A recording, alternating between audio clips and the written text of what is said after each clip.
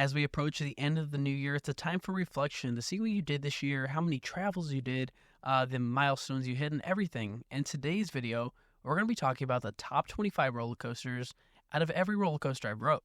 Now, this has been done on many coaster channels and many theme park channels, but I'm going to share my top 25, and you can definitely roast me in the comments down below. And if you want, put your top 25 or 5 or 10 or how many roller coasters do you want to put down in the comments below, and we'll discuss it. But you are free to roast me because I'm sure to get roasted.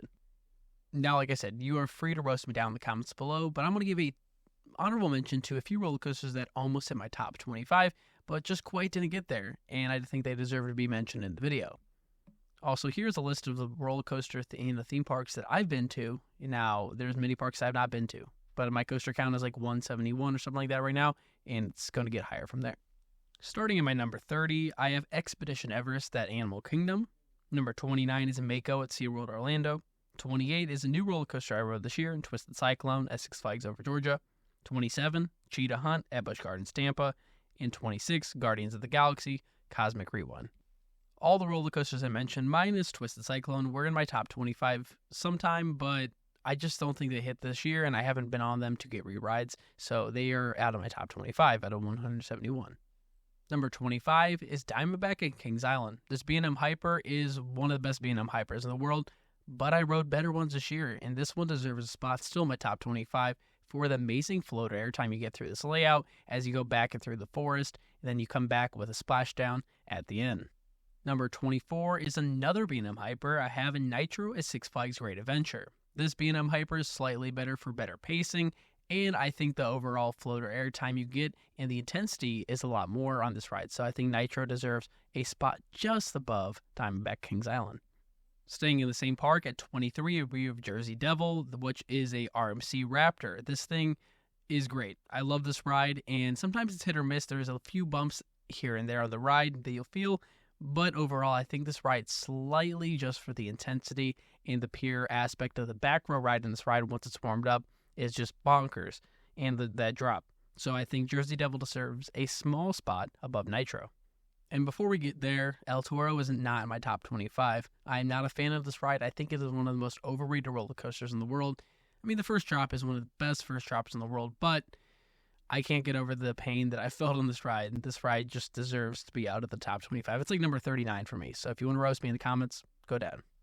Number 22, we have Montu at Busch Gardens Tampa. Not my favorite invert I've been on, but my second favorite invert. This invert is intense. You go through the trenches, and overall, just a very intense, great layout ride. It's long, it's fast, it's intense, it's whippy. I absolutely love this invert, and it deserves to be in my top 25. Going back to Great Adventure, at 21, we have Kingda Ka, the tallest roller coaster in the world, but it's soon to be dethroned by Falcon's Flight. But anyways, this roller coaster is one of the best roller coasters I've been on. Clearly, it's my top 25, but the speed aspect of this, the views you get, and the drop going down is just pure bliss. And to go with that, at 20, we have Top Thrill Dragster. I put Top Thrill Dragster at the 20 spot just because of the restraints. I know it's a little bit smaller than Kingda Ka and a little bit slower, but it's defunct now, and it's my old home park, so I have to put it in my top 25. But I think it's better just for the restraints, and I'm excited for Top Thrill 2. Going down to Kings Island, where I'll be for New Year's Eve. So actually, I'm recording this before New Year's Eve, but you're hearing this on New Year's Day, so Happy New Year's to you guys. Is Orion at the 19th spot, the first Giga to enter the chat. Yes, I know, some people don't think this is a Giga, but the pure speed demon this ride is, especially in the front row. I recommend this in the front row over the back, actually, and the drop is just amazing. There's another, obviously, Giga's better than this, but this thing is a monster. It's a powerhouse. I absolutely love this ride at 19. At 18, we have a new roller coaster I rode this year, and new for the whole theme park industry, is Wildcats Revenge at Hershey Park.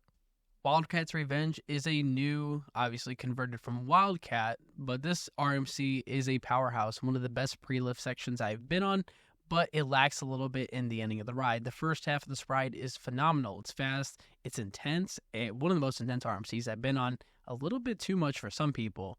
The elements are great, they're packy, they punch a lot of hits, but the second half just doesn't hold up to be in my top 15.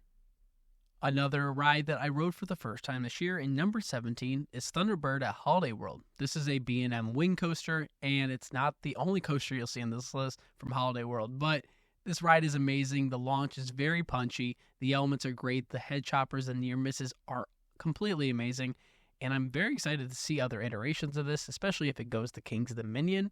Maybe some near misses there in Jungle Expedition, but I love Thunderbird, and I hope more wing coasters, launch wing coasters, are built in the future. At the number 16 spot, we go down to Florida. It's Manta at SeaWorld Orlando, the best ride I have out of this park. This flying coaster is one of the smoothest roller coasters I've been on in my entire life, and mixed with the foliage, the scenery, the waterfalls, the splash, everything in this ride is just truly bliss. The queue line is even great, and the flying aspect, you truly feel like you are a sea animal going through the sea. But one of the smoothest roller coasters B&M has ever produced. Going from one of the smoothest to one of the most intense roller coasters I've ever been on, at number 15, we have Intimidator 305. Like I said, one of the most intimidating, or not intimidating, yes, it's very intimidating, but one of the most intense roller coasters I've ever been on.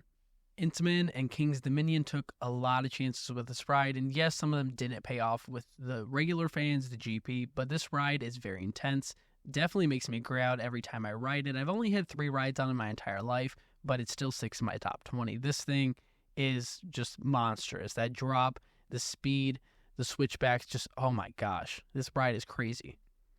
At the number 14 spot, we have the best B&M Hyper, and one of the best B&Ms, period, is Goliath at Six Flags Over Georgia. New to my list this year, and the first time I rode it. Riding this for the first time during Scream Break, it was actually my co-host, Owen, his 100th credit, and in the pure cold, this thing flies through this layout. The ending is monstrous. The ending with the airtime hills are just completely amazing, but this thing does not let up. It is why it's the best B&M Hyper, I think, in the country or in the world. The one that started it all, we have Millennium Force at the 13th spot, the first Giga, and obviously Intamin's one of its best creations, but Millennium Force has slowly fallen out of my top 10, but it's always going to be my top 25 regardless, maybe if I get up to like 500 credits, but like I said, I'm only at 171 right now. Millennium Force is iconic. It's one of the best roller coasters ever built, and like it started this. It was the first Giga, and the views from this ride, I just think overall, other layouts for other Gigas, other roller coasters coming out, and they're a little bit more intuitive and everything, but overall, this is a great roller coaster, one of the best roller coasters ever created, and so rightly deserves to be in my top 25. Staying in the same state, we have number 12, The Beast, one of the best night rides ever, period. And we know this. The retrack just made it even better with the new retracking, the reprofiling on the first drop and throughout the ride, and then the double helix. This ride at night, you do not see where you're going. Like I said, it's one of the best night rides ever, and if you have not rode a night ride on it, please get out there and ride this. Kings Island keeps up this roller coaster in great shape. Yes, it's a little janky in some spots, but overall, this roller coaster is just so much fun to ride. And if you're enjoying what you see here so far, please consider liking and subscribing. We're trying to get to 100 subscribers, so if you could help us get us there, that would be absolutely amazing. But like I said, if you enjoy what you see here, consider leaving a like and subscribing. It's the best way you can help the YouTube algorithm beat me. Cracking into my top 10, a roller coaster I rode for the first time this year, I hinted at it earlier, is the Voyage at Holiday World, the best roller coaster at Holiday World and one of the best wood coasters ever created. The first time I rode this, I was kind of iffy, but after I got more re-rides on this, and yes, it did have the trims on it. One ride, I don't know if we fully got all the trims, but this layout is amazing. There's a few spots that I would change during the middle of the layout that are a little bit rough, but they keep out this ride with good care. And once you hit that quad down, I don't know how it picks up that much speed going back into that and through the flying turns. And just the way that they bank these turns when they created this back in 2006 or whenever it came out, this ride is amazing. And I wish there were more roller coasters like this in the world to ride. But Holiday World, one of the best lineups of wood coasters, like I said. And it's truly one of the best roller coasters in the entire world. At number 9, which could be a little bit controversial, I have Fury 325. A B&M Giga roller coaster at Carowinds. This roller coaster is perfect. All these roller coasters in the top 10, I would say, are near 10 out of 10 perfect. So I don't have any flaws, but it's just what I would ride over them. This roller coaster is a speed demon. The intensity of these elements it hits just never lets go. I rode this ride in freezing cold weather, the rain, extreme heat, and this roller coaster is perfect in any conditions. I love Fury, and I'm just so happy that I've been able to ride it, obviously before the crack. But if you have, it's just such an amazing ride. At number 8, we go back to Ohio at Maverick, and this is one of the Intamin Blitzes, one of the best rides, and it changed the entire coaster game in 2007 when it came out, only being 110 feet tall. But this thing packs a punch. The airtime, the whippy transitions, the elements, just everything hits so perfectly in this ride. I know there's some Maverick haters out there, but really this ride, and riding this ride with a nighttime ride or a sunset ride is just even better. But sometimes I consider this ride better than Steel Vengeance, but it's just depending on the day and how the rides are running. And number 7, a coaster that used to be in my top 25, used to be my top 5. It used to be my number 1 for a little bit, is Twisted Timbers. I rode this ride 17 times back to back during Winterfest this year, and it didn't get worse and it didn't get better. I just love this ride, and other rides I rode this year have made a case for being better. But the airtime on this ride is just insane. The elements all just hit tremendously. I have nothing bad to say about this ride. There's not a dull spot on this ride. And maybe the only thing I would say is I need more rides on it. At number 6, a roller coaster I consider slightly above Twisted Timbers from the same creator. At Cedar Point, we have Steel Vengeance. Yes, this could be many people's number 1, but other coasters I've ridden, I just think they're better. And I think Steel Vengeance, the only nitpick I would say, it gets a little repetitive. But at the same time, I can't complain about a long roller coaster. So anyways, Steel Vengeance is my number 6. And RMC, one of the best conversions from Mean Streak to Steel Vengeance. This roller coaster is truly world class. Definitely Hall of Fame worthy. And I have nothing bad to say. Like I said, it could be a little bit long at times, but it's okay. I loved it.